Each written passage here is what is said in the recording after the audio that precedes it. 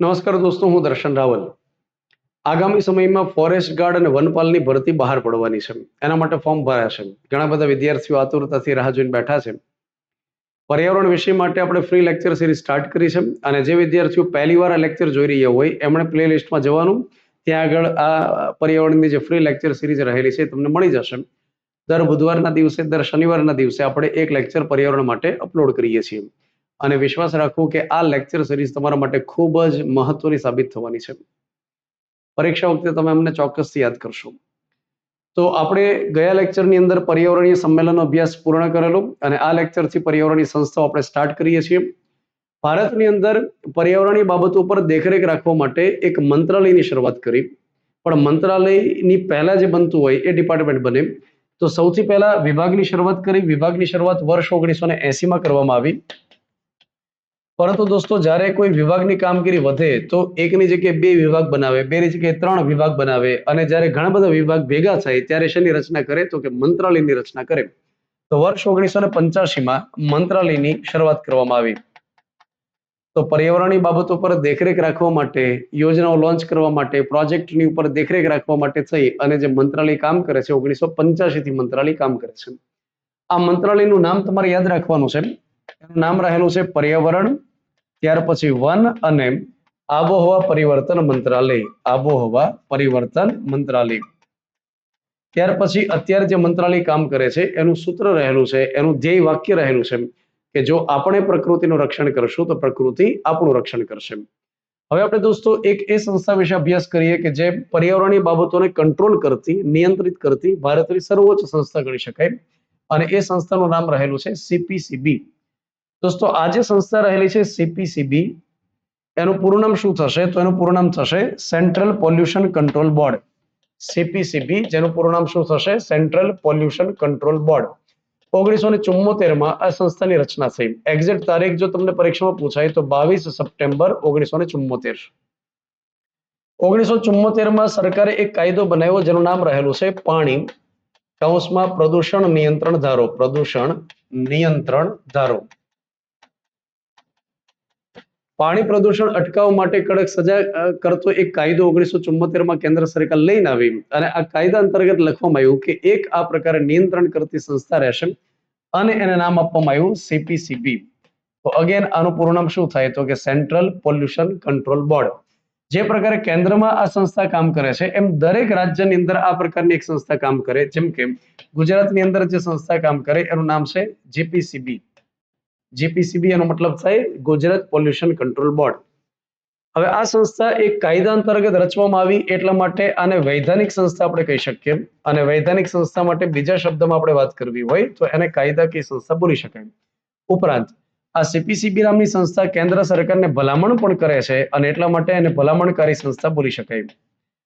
દોસ્તો, કઈ બાબત માટે ભલામણ કરે? કે પર્યાવરણીય બાબતોને કેમ મેનેજ કરી શકાય, પ્રદૂષણને કેમ ઘટાડી શકાય, કેમ કંટ્રોલ કરી શકાય, એના માટે સરકારને ભલામણ કરશે.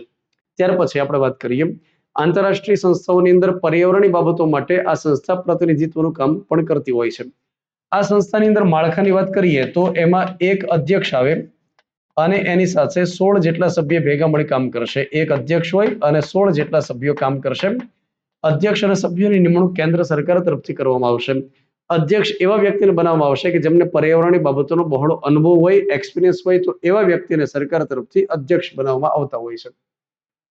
CPCBની એક્ઝેક્ટલી કામગીરી એ રહેલી છે કે શહેરી પ્રદૂષણને કેમ મેનેજ કરી શકાય, નિયંત્રિત કરી શકાય, ઘન કચરાનું વ્યવસ્થાપન કેમ કરી શકાય, ઔદ્યોગિક કચરો હોય એનું નિયંત્રણ કેમ કરી શકાય, ત્યાર પછી ઉદ્યોગની અંદર જે કંઈ પ્રદૂષણ ફેલાય છે એની માત્રા વગેરેને ટેસ્ટ કરવી, ચેક કરવી, ત્યાર પછી કોઈ પણ ઉદ્યોગને પરમિશન આપવી. મતલબ કે જ્યારે કોઈ એવી સંસ્થા રજીસ્ટર્ડ થાય છે કે જે પર્યાવરણને કંઈક અસર કરી શકે, એમાં કોઈ એવી કેમિકલ પ્રોસેસ થાય છે કે જેમાંથી કંઈક પ્રદૂષણ નીકળી શકે, તો એ સમય દરમિયાન ત્યાં આગળ મતલબ ફિલ્ડ વિઝિટ કરવી અને ત્યાર પછી એ સંસ્થાને મંજૂરી આપવી, એને સર્ટિફિકેટ આપવું, સમયાંતરે રિન્યુ કરવું, આ બધી એમની કામગીરી રહેલી છે. તો ટૂંકમાં પર્યાવરણીય બાબતો, પ્રદૂષણની બાબતો, એ બધી બાબતો માટે થઈ અને જે સંસ્થા કામ કરે છે એને આપણે શું કહીએ છીએ? CPCB નામની સંસ્થા કહીએ છીએ. ત્યાર પછી આપણે આગળ વાત કરીએ કે આ સંસ્થાનું હેડક્વાર્ટર રહેલું છે દિલ્હી ખાતે. આ બધી એમની કામગીરી રહેલી છે. જો શહેરી પર્યાવરણ, ઔદ્યોગિક પર્યાવરણ, પર્યાવરણીય યોજનાઓ, ધ્વનિ પ્રદૂષણ, શહેરી ઘન કચરાની યોગ્ય વ્યવસ્થા, વાયુ ગુણવત્તાની જાળવણી અને જળ ગુણવત્તાની જાળવણી આ સીપીસીબીના દાયરામાં આવતી બાબતો છે. ત્યાર પછી એક વિગત તમારે યાદ રાખવાની કે સીપીસીબી નામની સંસ્થા એક એપ્લિકેશન ચલાવે છે જેનું નામ છે સમીર. હવે સમીર એનો મતલબ શું થાય? તો હવાની જે એક લહેર હોય એને સમીર કહેવાય. તો સમીરનું કોઈ પૂરું નામ રહેલ નથી, બસ સમીર એટલે હવાની એક લહેર. તો હવાની ગુણવત્તાને ટેસ્ટ કરવા માટે થઈ અને હવાની ગુણવત્તા માટે અલગ અલગ ક્રાઇટેરિયાની માહિતી તમને આપે. તો એના માટે થઈ એક એપ્લિકેશન સમીર જે અત્યારે 100 થી વધારે શહેરની અંદર હવાની ગુણવત્તા અંગે માહિતી આપે છે. જેમ કે ભેજનું પ્રમાણ કેટલું છે, ત્યાર પછી હવાનું દબાણ કેટલું રહેલું છે, આ પ્રકારના જે અલગ અલગ ક્રાઇટેરિયા રહેલા હોય, પછી હવાની અંદર રહેલા અલગ અલગ જે કણ હોય, પાર્ટિકલ્સ હોય, એનું પ્રમાણ કેટલું છે, જેમ કે પીપીએમ કરીને એને માપવામાં આવે. તો આ પ્રકારની માહિતી આપવા માટે થઈ એક એપ્લિકેશન છે જેનું નામ છે સમીર, જે અત્યારે 100 થી વધારે શહેરની અંદર ડેટાઓ રજૂ કરે છે. ચાલો ત્યાર પછી આપણે અન્ય સંસ્થા વિશે વાત કરીએ અને એ સંસ્થાનું નામ રહેલું છે વન્યજીવ અપરાધ નિયંત્રણ બ્યુરો. વન્યજીવ અપરાધ નિયંત્રણ બ્યુરો કરીને જે સંસ્થા રહેલી છે જેને અંગ્રેજીમાં આપણે શું કહી શકીએ? તો કે wild life crime control bureau. હું તમને એ સમજાવું કે અત્યારે હાલની અંદર જંગલની અંદર જે ક્રાઇમ થતા હોય છે, ત્યાર પછી પ્રાણીઓના શિકાર થતા હોય છે, પ્રાણીઓના અંગના વ્યાપાર થતા હોય છે, ત્યાર પછી પ્રાણીઓની આંતરરાષ્ટ્રીય કક્ષાએ જે તસ્કરીઓ થતી હોય છે, તો આ પ્રકારની જે ઘટના હોય એને કઈ સ્થાનિક પોલીસવાળા સોલ્વ ન કરી શકે. પોલીસવાળાને એ પ્રકારની તાલીમ નથી આપી. તો જંગલ વિસ્તારની અંદર જે સંસાધનની ચોરી થાય, જંગલ વિસ્તારમાં ખાસ કરીને જે પ્રાણીઓ સાથે ગુનાઓ બને છે, એમના માટે શિકારના અંગના વ્યાપાર માટેના જે ગુનાઓ બનતા હોય છે, તો એને કંટ્રોલ કરવા માટે સ્પેશિયલી એક સંસ્થા બની જેનું નામ રહેલું છે વન્યજીવ અપરાધ નિયંત્રણ બ્યુરો. હવે આ જે સંસ્થા રહેલી છે દોસ્તો, એ 1972ના કાયદા અંતર્ગત સંસ્થાની રચના કરી.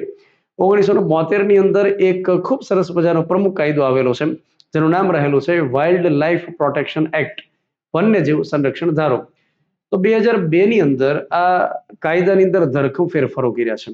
તો 1972 નો મૂળ રીતે કાયદો અને 2002 ની અંદર આ કાયદામાં ધરખમ ફેરફાર કર્યા અને એ કાયદાની અંદર જે ચેન્જીસ કર્યા એના ભાગરૂપે આ સંસ્થાની રચના કરી અને સંસ્થાનો જન્મ ક્યારે થાય છે? 2007 ની અંદર. તો 1972 નો કાયદો 2002 ની અંદર એમાં ઘણા બધા ફેરફાર કર્યા અને એ મુજબ આ સંસ્થાની રચના કરી, પણ સંસ્થાની રચના કરવામાં વાર લાગી. 2007 ની અંદર આ સંસ્થાની સ્થાપના કરી. આ સંસ્થાનું હેડક્વાર્ટર દિલ્હીમાં આવેલું છે અને ત્યાર પછી અલગ અલગ જગ્યાએ પ્રાદેશિક મથક આવેલા છે, જેમ કે એક દિલ્હીમાં, મુંબઈમાં, જબલપુર, ચેન્નઈ અને કોલકાતા એમના પ્રાદેશિક મથક આવેલા છે.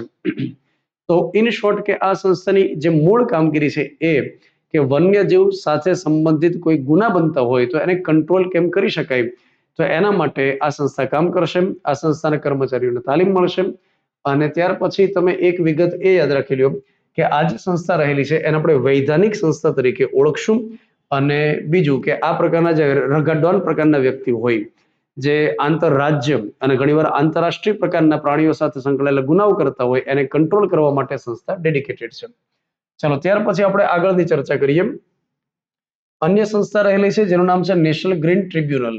આ સંસ્થા ખૂબ જ આઈએમપી સંસ્થા રહેલી છે. અત્યાર સુધીમાં ફોરેસ્ટ ગાર્ડની એક્ઝામ તો ઠીક છે, એની સિવાય જે સામાન્ય બધી પરીક્ષાઓ રહેલી હોય, અન્ય પરીક્ષાઓ, તો એમાં પણ એનજીટી માંથી સવાલો નીકળેલા છે. તો આ જે સંસ્થા રહેલી છે એનું નામ છે એનજીટી. પૂરું નામ આપણે કરીએ તો national green tribunal. National green tribunal કરીને એનું પૂરું નામ થાય છે. હવે નામ ઉપરથી આપણને ખ્યાલ આવે કે સાહેબ આ જે ગ્રીન શબ્દ આવ્યો ને, ગ્રીન શબ્દ એનો મતલબ થાય કે પર્યાવરણ સાથે સંકળાયેલું તો હોય, અને ટ્રિબ્યુનલ જે શબ્દ આવ્યો એનો મતલબ થાય કે આ અર્ધ ન્યાયિક સંસ્થા રહેલી છે. ટ્રિબ્યુનલ એ કયા પ્રકારની સંસ્થા રહેલી હોય? તો કે અર્ધ ન્યાયિક સંસ્થા. હવે ઘણા વિદ્યાર્થીઓને એવું લાગે કે સાહેબ અર્ધ ન્યાય આ સંસ્થા આપે અને અર્ધ ન્યાય સુપ્રીમ કોર્ટ આપે, તો એવી રીતે ના હોય. અર્ધ ન્યાયિક સંસ્થા એવી તમામ પ્રકારની સંસ્થાઓને કહી શકાય કે જે કોર્ટ નથી પણ કોર્ટની જેમ ન્યાય આપવાની કામગીરી કરી શકે, કોર્ટની જેમ સુનાવણી કરી શકે, તો એવી જે દરેક સંસ્થા હોય એને આપણે અર્ધ ન્યાયિક સંસ્થા કહી શકીએ, ક્વાસી જ્યુડિશિયલ બોડી આપણે બોલી શકીએ. હવે વિચારો કે જ્યારે કોઈ એવા કેસ આવે છે કે જે પર્યાવરણ સંબંધી નુકસાન સાથે જોડાયેલા હોય, તો પર્યાવરણ સાથે જોડાયેલા જે કેસ હોય, પર્યાવરણ સાથે જોડાયેલા કેસ, એનો અર્થ એ થાય કે માની લો કે કોઈ જંગલને નુકસાન કર્યું, અથવા તો માની લો કે પર્યાવરણીય સંસાધનને નુકસાન કર્યું, જેમ કે પાણીને પ્રદૂષિત કર્યું, ધ્વનિનું પ્રદૂષણ કર્યું, અલગ અલગ કોઈ ને કોઈ આ પ્રકારના કેસ આવે. હવે માની લો કે કેસ સુપ્રીમ કોર્ટમાં જાય અથવા હાઈકોર્ટમાં જાય, તો સુપ્રીમ કોર્ટ હાઈકોર્ટની પાસે ઓલરેડી ઘણા બધા કેસ છે અને સુપ્રીમ કોર્ટ હાઈકોર્ટમાં જે જજ રહેલા છે તો એની પાસે પર્યાવરણ ક્ષેત્રનું વિશેષ જ્ઞાન હોય જરૂરી નથી, એની પાસે નોલેજ છે, કાયદાનું નોલેજ છે, પણ એમની પાસે પર્યાવરણ ક્ષેત્રનો વિશેષ અનુભવ હોય એવું જરૂરી નથી. તો એના કારણે શું થાય કે ઘણીવાર કેસમાં સુનાવણી ઘણી લાંબી ચાલે અને વાર લાગે. તો સુપ્રીમ કોર્ટ હાઈકોર્ટનું કામનું ભારણ ઘટાડી શકાય એના માટે એક ડાયવર્ઝન ઊભું કર્યું કે જ્યારે પર્યાવરણ સંબંધી કોઈ ગુનો થયો અને એનો કેસ જાય છે સુપ્રીમ કોર્ટમાં, તો સીધું ડાયવર્ઝન આપી દો, એનજીટી મોકલી દો. તો એનજીટી સંસ્થાનો જન્મ જ એટલા માટે કરવામાં આવ્યો કે તમારે માત્ર ને માત્ર પર્યાવરણ સંબંધી કેસના જ નિવેડા લઈને આવવાના. તમારી પાસે એક્સિડન્ટનો કેસ નહીં આવે, બસ તમારી પાસે ખૂન ખરાબાનો કેસ નહીં આવે, તમારી પાસે છૂટાછેડાનો કેસ નહીં આવે, તમારી પાસે પર્યાવરણને નુકસાન થયું તો કેસ આવશે. તો આ પ્રકારની જે ડેડિકેટેડ સંસ્થા છે એની સ્થાપના કેન્દ્ર સરકારે 2010માં કરી, કાયદો પસાર કરાવીને. ત્યાર પછી દિલ્હીમાં આનું મુખ્ય મથક આવેલું છે, હેડક્વાર્ટર છે, અને એ જ રીતે એનજીટીના પણ પ્રાદેશિક મથક આવેલા છે, જેમ કે ભોપાલ ખાતે, ત્યાર પછી પુણે ખાતે, ત્યાર પછી ચેન્નઈ ખાતે અને ત્યાર પછી કોલકાતા ખાતે. તો આમના પણ પ્રાદેશિક મથક કામ કરે છે. એનજીટીની અંદર માળખાની આપણે વાત કરીએ તો એમાં જજ પણ કામ કરે છે અને પર્યાવરણ ક્ષેત્રમાં નિષ્ણાત જે વ્યક્તિ રહેલા હોય એમને પણ આમાં લેવામાં આવે. જજની સંખ્યા 10 થી લઈને 20 જેટલી હોય અને એ જ રીતે નિષ્ણાત વ્યક્તિની સંખ્યા 10 થી લઈ અને 20 જેટલી હોય. એટલે એનજીટીની પાસે એક સાથે ઘણા બધા કેસ ચાલતા હોય ને, કોઈ નદીને નુકસાન કર્યું, તળાવને નુકસાન કર્યું, જંગલને નુકસાન કર્યું, તો એક સાથે ઘણા બધા કેસીસ ચાલતા હોય એનજીટીમાં. તો એ સમય દરમિયાન 10 થી 20 જેટલા જજ, 10 થી 20 જેટલા નિષ્ણાત વ્યક્તિ આ બધા ભેગા મળી પેનલ બનાવે. આમાં જજ અને નિષ્ણાત વ્યક્તિને એટલા માટે સાથે રાખે કે જેથી કરી ઝડપથી સુનાવણી થાય અને ઝડપથી એમાં ચુકાદા આપી શકાય. તો એનજીટીની મુખ્ય કામગીરી આ પ્રકારની રહેલી છે. માની લો કે એનજીટી કોઈ પર્યાવરણીય બાબત માટે ચુકાદો આપે તો એને સુપ્રીમ કોર્ટમાં ચેલેન્જ કરી શકાય, તો કે હા, સુપ્રીમ કોર્ટમાં ચેલેન્જ કરી શકાય. ટ્રિબ્યુનલ માટેના કોઈ પણ ચુકાદા હોય એમને સુપ્રીમ કોર્ટમાં ચેલેન્જ કરી શકાતા હોય છે. ચલો, આ બધી આપણે માહિતી મેળવી એનજીટી વિશે. તો વિશ્વાસ રાખો કે એનજીટીની જે માહિતી છે એ પરીક્ષાની દ્રષ્ટિએ ખૂબ જ આઈએમપી છે. અહીંયા મેં કાયદાઓના નામ લખ્યા છે. આ એવા કાયદાઓ છે કે જેનું પાલન કરવાની જવાબદારી એનજીટી પાસે છે. અથવા બીજા અર્થમાં આપણે વાત કરીએ તો આ પ્રકારના કાયદાઓનો જ્યારે ભંગ થાય અને આ કાયદામાં રખેલા જે ગુના કોઈ વ્યક્તિ કરે તો એ સમય દરમિયાન એનજીટીમાં કાર્યવાહી કરવામાં આવતી હોય છે. ચલો, ત્યાર પછી એક આ જ પ્રકારની ખૂબ અગત્યની એક સંસ્થા રહેલી છે અને એમાંથી પણ સવાલ પરીક્ષાઓની અંદર પૂછવામાં આવે છે અને એ સંસ્થાનું નામ રહેલું છે IUCN. IUCN, પહેલા તો એનું પૂરું નામ પરીક્ષા પૂછાય, international union for conservation of nature. તો આનું પૂરું નામ તમે યાદ રાખી લો, international union for conservation of nature. તો ઇન્ટરનેશનલ યાની આંતરરાષ્ટ્રીય, યુનિયન યાની સંઘ અથવા સંગઠન, અને શેના માટે છે? કન્ઝર્વેશન ઓફ નેચર, તો પ્રકૃતિના સંરક્ષણ માટે આ એક આંતરરાષ્ટ્રીય સંસ્થા રહેલી છે. દોસ્તો, આ જે સંસ્થા રહેલી છે એની સ્થાપના 5 ઓક્ટોબર 1948ના દિવસે થઈ અને સ્વિટ્ઝરલેન્ડના ગ્લેન્ડ શહેરમાં એનું મુખ્ય મથક આવેલું છે. તો પર્યાવરણીય બાબત માટે ખૂબ મોટું નેટવર્ક ધરાવતી આ જૂની સંસ્થા રહેલી છે. 1948માં સ્થાપિત થયેલી સંસ્થા. તો પર્યાવરણીય બાબત માટે ખૂબ મોટું નેટવર્ક ધરાવતી ખૂબ જૂની સંસ્થા 1948માં સ્થાપિત, અને એનું નામ શું રહેલું છે? IUCN, international union for conservation of nature. હવે આપણે એ સમજીએ કે આ જે સંસ્થા છે એનું મૂળ નામ હતું વર્લ્ડ કન્ઝર્વેશન યુનિયન, એમ કરીને નામ હતું. ત્યાર પછી નામ આ પ્રકારે IUCN કરવામાં આવ્યું. હવે આ જે સંસ્થા રહેલી છે એ સૌથી વધારે કઈ બાબત માટે જાણીતી છે? તો તમારામાંથી ઘણા વિદ્યાર્થીઓને ખ્યાલ હશે કે IUCN નું નામ આવે ને દોસ્તો એટલે રેડ ડેટા બુક આપણને યાદ આવે, રેડ ડેટા બુક. અને રેડ ડેટા બુક શેના માટેની યાદી રહેલી છે? તો આ બુકની અંદર અલગ અલગ 9 જેટલી યાદી રહેલી છે. આ સવાલી પરીક્ષાની અંદર પૂછવામાં આવેલું. તો આ રેડ ડેટા બુકની અંદર અલગ અલગ કેટલી યાદી રહેલી છે? તો કે 9 જેટલી યાદી છે. અચ્છા, 9 યાદી કઈ બાબત માટે છે? તો કે પ્રાણીઓ માટેની યાદી છે. તો જે પ્રાણીઓ આ પૃથ્વી ઉપર હવે પોતાના અસ્તિત્વ માટે લડાઈ લડી રહ્યા છે, તો એ પ્રકારના પ્રાણીઓની યાદી રહેલી છે. એવા પ્રાણીઓ કે જેઓ લુપ્ત થઈ ગયા છે, જે ક્યારેય હવે દેખાવા નથી, ડાયનાસોર પ્રકારના, તો એની યાદી રહેલી છે. એવા પ્રાણીઓ માટેની યાદી છે કે અત્યારે હાલમાં એને ખતરો નથી, પણ જો ધ્યાન નહીં રાખો તો ખતરો બનશે. કેટલાક એવા પ્રાણીઓ છે જે સંવેદનશીલ છે, એવા પ્રાણીઓ છે કે જેને અત્યારે હાલમાં કોઈ અસ્તિત્વને દૂર સુધી ખતરો નથી.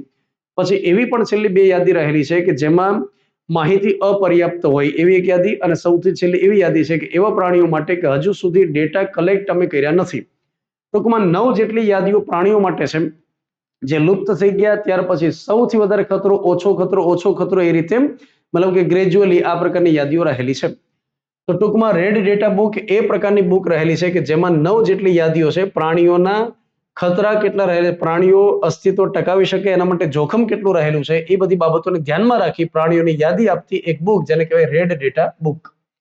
ચાલો ત્યાર પછી આપણે એ વિગત સમજીએ કે રેડ ડેટા બુકની અંદર અથવા IUCN જે કામ કરે છે એનું ધ્યેય વાક્ય શું રહેલું છે? United four life and livelihood. United four life and livelihood આ IUCN માટેનું એક ધ્યેય વાક્ય રહેલું છે. બીજી વિગત હું તમને એ સમજાવું કે IUCN અંતર્ગત દર 4 વર્ષે મીટિંગ યોજવામાં આવે છે અને દર 4 વર્ષે જે મીટિંગ યોજવામાં આવે એમાં કેટલીક બાબતો પ્રાણીના સંરક્ષણ માટેની હોય એના ઉપર ઠરાવ પસાર કરાવે અને એ કેટલીક બાબતો સ્વીકારે.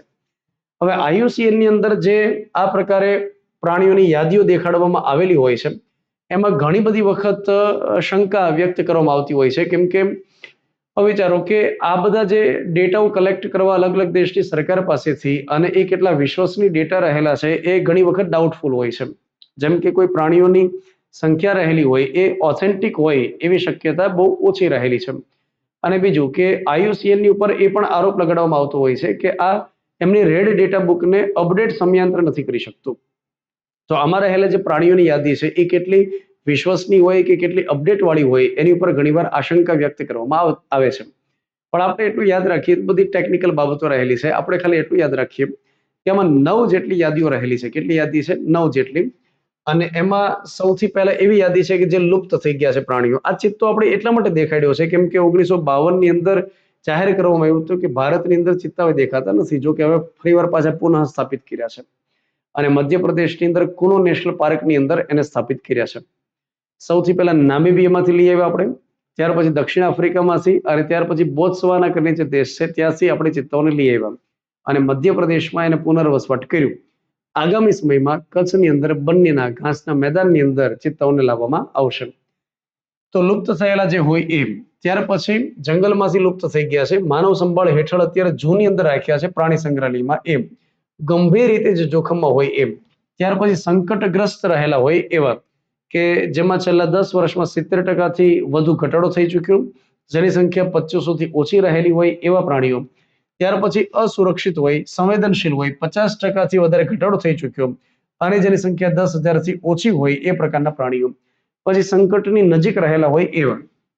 ત્યાર પછી સૌથી ઓછી ચિંતાજનક જે બાબત હોય એવા પ્રાણીઓ અને ત્યાર પછી માહિતીનો અભાવ હોય એવા અને હજી મૂલ્યાંકન જ બાકી હોય એવી યાદી.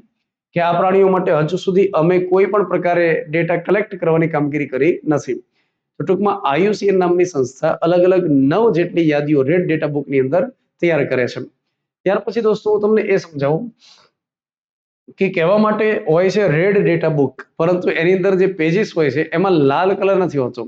એની અંદર એક કલર હોય છે પિંક, ત્યાર પછી એક ગ્રીન હોય છે અને ત્યાર પછી એક બ્લેક હોય છે. તો રેડ ડેટા બુકની અંદર શબ્દની અંદર રેડ ડેટા બુક છે, પણ એની અંદર જે પેજીસ હોય છે એમાં કલર કયા કયા હોય છે? એક ગુલાબી, ત્યાર પછી એક લીલો અને ત્યાર પછી બ્લેક. બ્લેક કલરના પેજ એ હોય છે કે જેમાં રહેલા એવા પ્રાણીઓ છે કે જે લુપ્ત થઈ ગયા છે, ક્યારેય દેખાવા નથી, તો એના માટે બ્લેક સિમ્બોલ છે.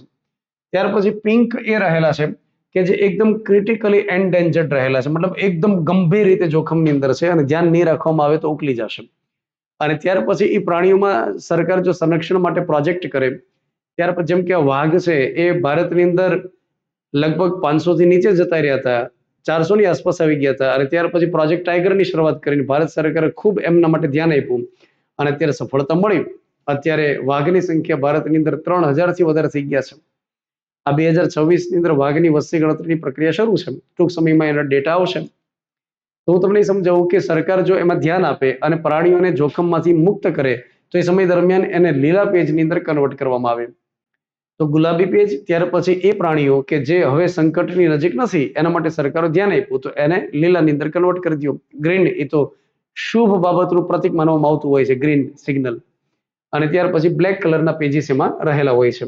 તો અહીંયા આગળ મેં પ્રતીક સ્વરૂપે કેટલાક ફોટો દેખાડ્યા છે મતલબ પ્રાણીઓના, અને અહીંયા આગળ મેં યાદી આખી લખેલી છે કે 9 જેટલી યાદી છે એમાં નોટ ઇવેલ્યુએટેડ, મતલબ કે હજી એના માટે કોઈ મૂલ્યાંકન કર્યું નથી. ડેટા ડેફિશિયન્ટ રહેલા છે, મતલબ કે ડેટાનો અભાવ રહેલો છે, પ્રાણીઓ ગણવાની શરૂ કર્યું છે પણ હજી પૂરતા પ્રમાણમાં ડેટા નથી આવ્યો. ત્યાર પછી લિસ્ટ કન્સર્ન, મતલબ થાય કે ઓછું જોખમ રહેલું છે, થ્રેટન મતલબ જોખમ રહેલું છે. તો જેમ જેમ ડેન્જરનેસ વધતી જાય છે એમ એમ આ યાદી આગળ વધે છે. તો અહીંયા આગળ આપણે આ યાદીઓ કઈ કઈ રહેલી છે એનું લિસ્ટ આપેલું છે. ચલો ત્યાર પછી આપણે અન્ય એક સંસ્થા વિશે વાત કરીએ અને એ સંસ્થા રહેલી છે WWF. આ WWF એટલે જે ડિશુમના કાર્યક્રમ આવે છે એ નહીં, પણ world wild fund for nature. એનું પૂરું નામ થાય. અગેન શું પૂરું નામ થાય? World wide fund for nature. તો નામ ઉપરથી આપણને ખ્યાલ આવે કે આ સંસ્થા ફંડિંગ ઊભું કરે છે અથવા તો ફંડ ફાળવે છે. કઈ બાબત માટે? તો પ્રદૂષણને કેમ ઘટાડી શકાય, પર્યાવરણની બાબતો માટેના જે પ્રોજેક્ટ્સ હોય એના માટે ફંડ આ સંસ્થા વાપરે છે. અને અલગ અલગ દેશની અંદર જ્યારે કોઈ એનજીઓ કામ કરે છે, કોઈ એવી સંસ્થા પર્યાવરણની બાબત માટે કામ કરે, ફંડની જરૂર હોય તો WWF ને એપ્લાય કરે છે અને આ સંસ્થા એમના માટે ફંડ વાપરે છે. આ સંસ્થાની સ્થાપના 1961માં થઈ અને સ્વિટ્ઝરલેન્ડની અંદર મોજેસી ખાતે એક ચેરિટેબલ ટ્રસ્ટ તરીકે આ સંસ્થાની રચના કરવામાં આવી. મતલબ કે ગેર સરકારી સંસ્થા રહેલી છે.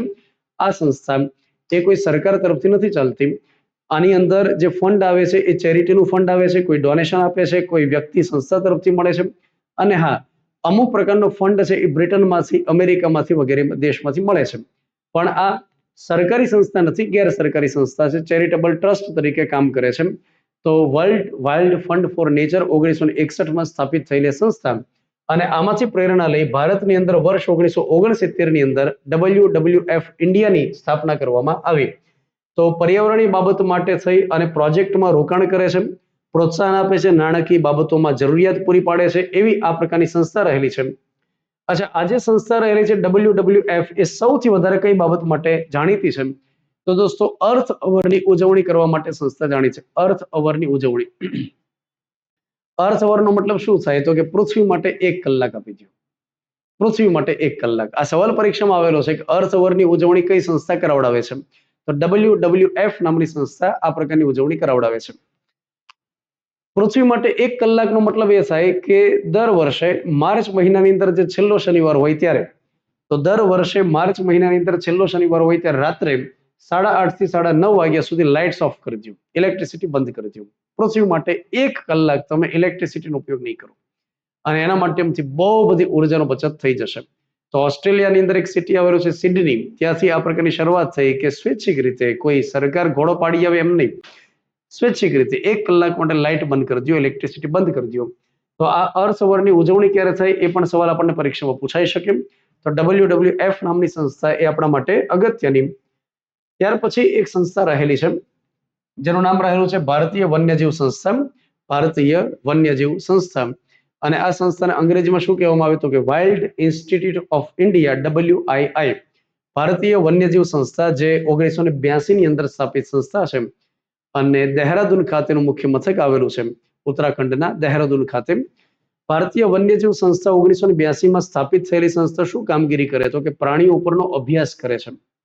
હવે વિચારો કે આપણને જે પ્રાણીઓના નામ આવડતા હોય ને બહુ લિમિટેડ હોય અને આપણને બહુ ઓછી માહિતી હોય, વૈજ્ઞાનિક ઢબે માહિતી આપણને હોતી નથી. જેમ કે અલગ અલગ પ્રકારના પ્રાણીઓ રહેલા છે તો એનો મેટિંગ પીરિયડ ક્યારે હોય, ત્યાર પછી કોઈ પણ પ્રાણી છે તો એમાં બચ્ચાને જે ગર્ભની અંદર રાખેલા હોય તો ગર્ભકાળ કેટલો હોય, કોઈ પણ બચ્ચું હોય તો એ કેટલા સમય સુધી મતલબ કઈ રીતે એ આગળ વધી શકે, સર્વાઈવ કરી શકે. તો આ પ્રકારની જે વૈજ્ઞાનિક ઢબથી માહિતી મેળવેલી હોય, ત્યાર પછી પ્રાણીઓના DNA સેમ્પલને કલેક્ટ કરવા, એને સાચવવા, ત્યાર પછી કોઈ પણ સરકાર જે પ્રોજેક્ટ લોન્ચ કરે તો એ સમય દરમિયાન સરકારને ભલામણ કરવી, રિપોર્ટ આપવો. જેમ કે પ્રોજેક્ટ ચિત્તા જ્યારે લોન્ચ કર્યું અને એ અંતર્ગત નામીબિયામાંથી ચિત્તાઓને જ્યારે લઈ આવ્યા ભારતની અંદર, તો હવે એ ચિત્તાઓ જે આફ્રિકન ખંડના છે એ ભારતની અંદર કેમ સેટ થાય, ભારતમાં કઈ જગ્યાએ સેટ થાય, ચિત્તાઓને પુનર્વસવાટ માટે કઈ કઈ વૈજ્ઞાનિક ઢબે બાબતોને ધ્યાનમાં રાખવી જોઈએ, તો એના માટે આ સંસ્થા કામ કરે. પ્રોજેક્ટ ટાઈગર જે અત્યારે ચાલે છે તો એના માટે પણ આ સંસ્થા સાથે મદદ કરે છે. તો પ્રાણીઓ ઉપર વૈજ્ઞાનિક ઢબે સંશોધન કરતી સંસ્થા રહેલી છે, સરકારને ભલામણ કરતી સંસ્થા છે. અને ત્યાર પછી જે કર્મચારીઓ હોય એને તાલીમ આપવાની કામગીરી કરે. જેમ કે જે ઇન્ડિયન ફોરેસ્ટ સર્વિસની અંદર જોઈન્ટ થાય છે તો એમને તાલીમ આ સંસ્થા આપે છે. ફોરેસ્ટ ડિપાર્ટમેન્ટની અંદર જે કર્મચારીઓ છે એમને આ સંસ્થા તાલીમ આપે છે. તો WII ખૂબ મહત્વપૂર્ણ સંસ્થા છે, 1982માં સ્થાપિત થયેલી સંસ્થા અને દહેરાદૂન ખાતે એનું મુખ્ય મથક છે. એક વન્યજીવ સંરક્ષણવાદી વ્યક્તિ થઈ ગયા VB સાવરકર, એમના પ્રયાસથી સરકારે આ સંસ્થાની રચના કરી એવું કહેવામાં આવે છે. તો આટલી જે સંસ્થા આ લેક્ચરમાં આપણે ભણી એ દરેક સંસ્થા તમને પરીક્ષામાં ઉપયોગી સાબિત થાય એ પ્રકારની સંસ્થા છે. અને તમને જો આ પ્રકારના લેક્ચર પસંદ આવે છે તો અમને રિસ્પોન્સ આપી શકો, કોમેન્ટ કરી શકો, વિડીયોને લાઈક કરી શકો અને તમારા મિત્રો સુધી આ વિડીયોને પહોંચાડી શકો. અને હવે જે આપણે આવતા લેક્ચરમાં ભેગા થશું ત્યારે વધુ આ પ્રકારની સંસ્થાઓ સાથે ભેગા થશું. તો આ લેક્ચરમાં આપણે આ મુજબની પર્યાવરણ સાથે જોડાયેલી કેટલીક સંસ્થાનો અભ્યાસ કર્યો. Thank you.